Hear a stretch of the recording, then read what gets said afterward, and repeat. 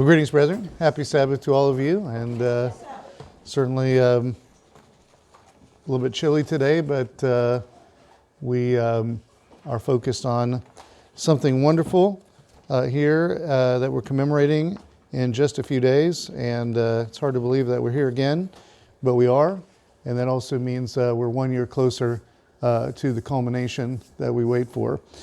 Well, brethren, we just finished another issue of Beyond Today magazine, and in this issue we are talking about evil in the world and how prevalent it has become, and people are, serving overt evil these days, and it's quite shocking. And then we have another article that I think that goes along with that Mr. Darius McNeely wrote on Have the Gods Returned. It is based on this essay that was recently written by Naomi Wolf, who has been, in the past sort of a liberal feminist commentator, but I think she's been, mugged by reality and is seeing a lot of what's going on in the world and cannot believe where things are and the state of things. And she wrote this column called Have the Ancient Gods Return. I don't really have time to go through this. It's fairly lengthy. It was February 27th, 2023. Quite an astonishing read, and I do recommend that you read it if you can find it. I have it if you need me to send it to you. But anyway, basically she's saying the events of the past 3 years, classical education, it doesn't suffice to explain what's happening here. That it seems that the world has gone wacko. It has turned over to evil forces. And then she mentions how she came across this book by a pastor named Jonathan Cahn, who wrote Return of the Gods, which she says resonated with her. And she didn't agree with everything he says there, but she said that his premise was that we have turned away from the Judeo, and thus we have opened a door into our civilization for the negative spirits of the gods, the ancient gods, all the past gods of pagan society. And that is what is basically allowed to take back over. And now, she goes on, it shows how it's so overt now. And you see all these overtly pagan ceremonies and utterly satanic things. It's just shocking where we are and where we are heading and what is happening in the world. Well, of course, brethren, we recognize that there is spiritual warfare in this world and that the demons are running the world. And the Bible talks about Satan as the ruler of this world. And we're given a picture in the book of Daniel of these, the prince of Greece and the prince of Persia. And these are talking about spirit rulers who rule over empires. And we know that they are the principalities and powers in high places that the Scripture mentions. But it's not just that they are running things behind the scenes. Sometimes they show themselves. They want adoration to some extent. And this was the case in the ancient world with all of these false gods that we see. We think about ancient Egypt and all of its gods for everything. And the Israelites that were languishing in slavery in ancient Egypt. And it's just shocking to think about, how that controlled every aspect of people's lives. Thankfully, God freed the Israelites. He freed them. But to do so, he had to break the hold of these powers. He had to break the hold of these powers on the Egyptians to let the Israelites go, and on the Israelites themselves to help them to think a different way and to walk a different way. Brethren, today I want to consider how Israel was freed from demonic powers as a type of our release from them today. How Israel was freed from demonic powers as a type of our release from them today. And the title is Set Free from the Gods of Egypt. Set free from the gods of Egypt.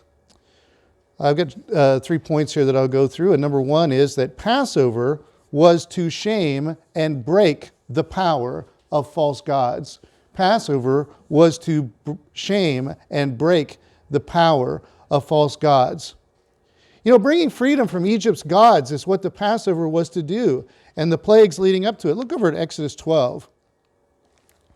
In Exodus chapter 12, we read quite a remarkable statement. You've been having this series of plagues that have, showing God's judgment on Egypt. But then we're told specifically in Exodus 12 and verse 12, God says about the Passover, right in the previous verse, it is the Lord's Passover, it ends. So verse 12, for I will pass through the land of Egypt on that night, and will strike all the firstborn in the land of Egypt, both man and beast, and against all the gods of Egypt I will execute judgment. I am the Lord. So that is a big focus of the Passover, is executing judgment against all the gods of Egypt. And it's quite interesting. I might remind you, we have an issue. This was the March, April 2019 issue of Beyond Today. The cover was The Exodus Plagues, Judgment on Egypt's Gods. And we go through, and we cover this in the Bible reading program as well, the commentary, where we show how a lot of these plagues that were brought on Egypt were a direct attack on the gods of Egypt. You have the Nile god. The Nile turned to blood, and of course they worshiped the Nile in many aspects of it. They had frog gods, and of course God turned these frogs around on them. They basically made them a stink in their nostrils. There was all these boils and all these terrible plagues that came on the people, but confounding the healing gods of Egypt. And then there was the death of the firstborn, that was about childbirth. Before this, you had the plague of darkness, which was against the sun god, which are the chief gods, this powerful god. It just showed their impotence and how the forces of those gods supposedly controlled were not controlled by those gods. They were controlled by someone else, by someone who was much higher and much more powerful and was able to do all of these great things. Even Pharaoh was considered a god, and he was totally humbled by all that happened in this. It's interesting because Pharaoh, that word Pharaoh, by the way, originally did not refer to the king. It actually referred to the house of the king, to the court. So it would be like the White House, today. The White House says this or that. It became eventually a title for the ruler. But it actually, if you see it in that sense, the Pharaoh represents what? Represents the government. This almighty government, which is one of the chief gods of this world. And God showed it ultimately powerless before what he was there to do. Turn over to Exodus. I want to see something more specific mentioned about this. You're in Exodus 18. I'm going to turn over to Exodus 18. This is where Jethro, Moses' father-in-law, visited them after they had left from Egypt and they were on their way to Sinai. And Jethro observed something here. I want you to notice this in Exodus 18, and we'll read verses 9 through 11. It says, Then Jethro rejoiced for all the good which the Lord had done for Israel, whom he had delivered out of the hand of the Egyptians. And Jethro said, Blessed be the Lord, who has delivered you out of the hand of the Egyptians and out of the hand of Pharaoh, and who has delivered the people from under the hand of the Egyptians. Verse 11 is the key. Now I know that the Lord is greater than all the gods, for in the very thing in which they behave proudly, he was above them. He was above them in the very things in which they behave proudly. Well, of course, later we see, sadly, that the Israelites were contending with false gods again and again throughout their history. And they would end up in servitude to these empires with their false gods, to Assyria, to Babylon, to Persia, to Greece, and to Rome. And of course, these false gods permeated the world of New Testament Christianity, where the Roman world was replete. You couldn't live without some issue of dealing with these false gods. And you couldn't work, you couldn't do anything without that being some issue. And in fact, even to show yourself a loyal citizen to the Roman Empire, you had to worship the empire through worshiping the emperor. It was something terrible that was everywhere in that world. and it's completely warned against repeatedly in the New Testament, not to give in to any of that. Well, number two, I want to point out that idolatry is enslavement to demons. Idolatry is enslavement to demons. What is really behind these false gods? Remember, in Egypt, you had false miracles. They were able to imitate some of the things. Some of that may have been trickery and, sleight of hand, but some of it was probably spiritual forces at work, real spirit powers. I'd like you to look over at Deuteronomy 32. Deuteronomy 32, and we'll read in verses 16 and 17. This is what we're told here in Deuteronomy 32, 16 and 17. God's talking about Israel, how he says, they provoked him to jealousy with foreign gods, with abominations. They provoked him to anger. They sacrificed to demons, not to God, to gods they did not know, to new gods, new arrivals that your fathers did not fear. So they went from those false gods of Egypt to these false gods of Canaan and all these, and on the way. All these, and there were false gods in the wilderness. That's also mentioned in the scriptures. I'll also just reference for you Leviticus 17:7 and Psalm 106:37. These are other places where it talks about the Israelites serving demons. They were basically following these demons. And then we're given a warning here in the New Testament. I look over to 1 Corinthians 10. I want to draw attention here to something in 1 Corinthians 10, where Paul is speaking again to Christians amid the Greco-Roman world who lived in this society where pagan idolatry was all around them. And it was an issue, of course, in the meat market and how they just got along in society. But if you look here in 1 Corinthians 10, verses 19 through 22, we'll read. Paul says, what am I saying then? That an idol is anything? Or what is offered to idols is anything? No. They're not ultimately in one sense, but rather that the things which the Gentiles, the nations around, sacrifice, they sacrifice to demons and not to God. And I do not want you to have fellowship with demons. You cannot drink the cup of the Lord and the cup of demons. You cannot partake of the Lord's table and the table of demons. Or do we provoke the Lord to jealousy? Are we stronger than he? So here we see that partaking of idol worship in any way is demon worship. And it is directly contrasted with partaking of the Passover. That is quite stunning to think about. That's what we see in that very verse. So sadly, brethren, these demons infiltrated the fellowship of the church and brought in demonic ceremony. Darius' article shows that the gods didn't really leave. They were actually hiding out in Christian religion through all this time in a false Christianity, along with all these other false religions in the world. But now even that veil is being dropped in many places, and the world is going to overt paganism and demonism and Satanism, and it is terrible to see. That brings us to number 3. I want to say the true Passover shames and breaks demonic rule. The true Passover shames and breaks demonic rule. We're told, I'll just reference 1 Corinthians 5, 7 through 8, that Jesus Christ, our Passover, was sacrificed for us. And it is to rid us of leaven and of the malice of wickedness. That's what this false leavening represents, getting rid of evil. I'd like you to turn to Colossians 2. Turn over there, Colossians 2. Colossians 2, verse 15. Let's notice this. Colossians 2, verse 15. Paul's explaining what Christ did on the cross in the previous verse. Nailed it to his cross, it says in verse 15. Having disarmed principalities and powers, he made a public spectacle of them, triumphing over them in it. Triumphing over them in it. Think about that. Do we see echoes here of Jethro's declaration that in the very thing in which these gods behaved proudly, he was above them? He was above them. You think about there were 3 days of darkness in ancient Egypt, and all the showed these. In one sense, that exhibited the power of their gods, but God used it to show his power. Jesus, when he was on the cross, it was dark for 3 hours. Again, that darkness that was there might have looked like a victory for the powers of darkness and the enemy, but God was using that darkness. God was above them. He was above it all. The sun god was the chief god still of that society.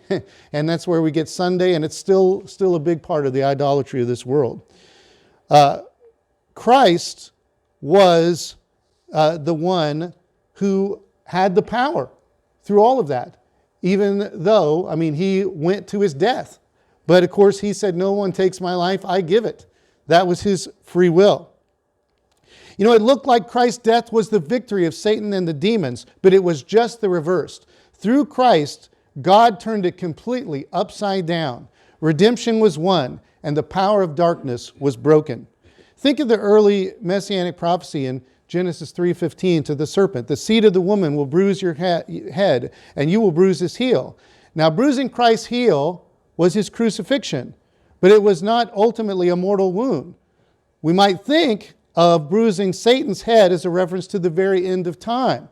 Perhaps ultimately that's true, but it was really a done deal right at Christ's death on the cross. Look at Hebrews 2. Hebrews 2. I'll try to wrap this up here. Hebrews 2. And look at verses 14 and 15. It says here in Hebrews 2, verses 14 and 15, that talking about our Savior Jesus Christ, who gave... I'm sorry, I'm in the wrong book. There we go. Inasmuch then, as the children have partaken of flesh and blood, he himself likewise shared in the same, that through death he might destroy him who had the power of death, that is, the devil, and release those who through fear of death were all their lifetime subject to bondage. So through his death, he destroyed the one who had the power of death, that is the devil. So he beat him in his death. There was an earthquake, and we think, oh no, the death of God. It wasn't just that, brethren. This was not the triumph of evil. The pillars of this world were shattered. The ground was shaking because this world and all that it stands for was done for. The veil of the temple was rent in that earthquake, and access to God in heaven was opened. The new and living way was opened. Satan's reign received a mortal blow. A verse came up just the other day. I was reading with our family. Look at John 12 real quick here. In John 12. And, you might think, what is this talking about? Is this talking about the end, or is this talking about what happened right then? John 12 and verses 31 through 33. Jesus says, now is the judgment of this world. Now the ruler of this world will be cast out. And I, if I am lifted up from the earth, will draw all peoples to myself. And this he said, signifying by what death he would die. But in his death, brethren, notice that the ruler of this world is cast out. In his death, because that power of Satan was effectively cast out at that time of the true Passover being offered for our sins. Satan, his demons, the power of sin and death, they lost big time, and they have lost. We have been set free.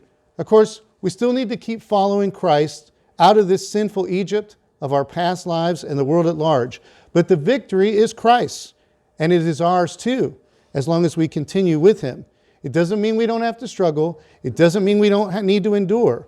We know we have to stand against the wiles of the devil, for we wrestle not against flesh and blood, but against principalities and powers in high places, we're told in Ephesians 6. Satan and his demons are not only in the false religions and political systems of the world around us. They set up strongholds in our minds, habits, and wrong ways of thinking that might seem impossible to leave behind. Yet we can fight this, as we're told in 2 Corinthians 10. In fact, we have victory close at hand, and we can claim it through the sacrifice of Christ and his power in us to defeat the enemy and his works. We can, and we will. We just have to not give up. Brethren, don't let the gods of this world continue to dog your heels and get you down. They might think that they're having a pretty good run. And in some ways, they are. Sometimes they might even get you a little turned around. They still exercise some power, but it is limited and temporary by God's allowance. And their end is nigh. Still, they remain deluded and insane, and they want to infect you with their denial of reality, but there's no need to listen to them. They are done for, while we are set free. The victory is ours through the true Passover, Jesus Christ. He broke the chains. Let's walk forward into freedom.